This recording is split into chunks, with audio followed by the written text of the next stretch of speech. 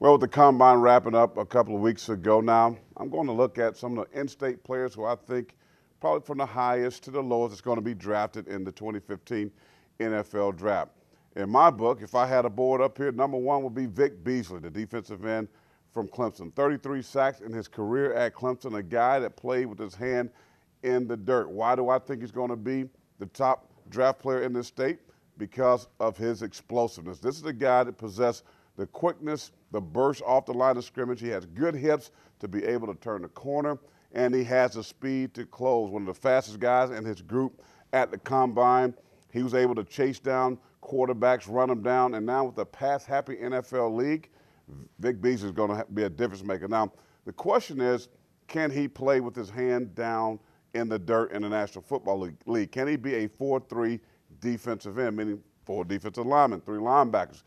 The problem with this, because you're going to have 2 big tight ends in the league that a lot of times they go what they call 12 personnel. They're going to play 2 tight ends in the game. Where I see them struggle over the last 2 or 3 years, when he's faced to play what we call a closed side, meaning that they put the tight end to his side. Now, even with his strength, even his ability to press weights all over the place, he looked good in the weight room, but I saw him having problems at the point of attack, meaning how to get engaged with the block, how to get off blocks, and make plays. Force him to play off tackle plays, meaning when they block the tight end down, they pull the backside guard and tackle. The OF play, OT plays as they like to call them, with the fullback coming to kick you out. Can he play that physical natured game?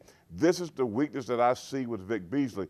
Playing point of attack football, playing trap football. Can he be a good player there? Now, what will help that is if he plays in a 3-4 system, meaning 3 defensive linemen and 4 outside linebackers. Can he play with the ability to stand up what we call a 2-point stance?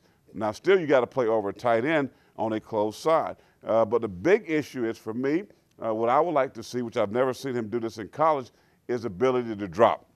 Can he drop in the curl flat? Can he drop into the hook zone? Can he cover tight ends and backs out of the backfield? Now, a lot of folks will say, well, yes, Corey, he runs fast, but that doesn't mean or translate into coverage. You got to have good hips. You got to understand route running, and he hasn't seen that. And also in a 4-3 system, you have to have the ability to play off the ball, meaning when they slide that front, when they put the big defensive ends over those tight ends, now you have to play off the ball, either stacked or a little bit staggered of the line of scrimmage. Can he play what they call and they term in space? And so now you're going to have to see all sorts of things happening in front of you, crossing routes, dig routes coming in behind you. A lot of different things goes on what we call in space. He hasn't played that at all. And to be able to transition now and doing that in the National Football League, I see that being a problem.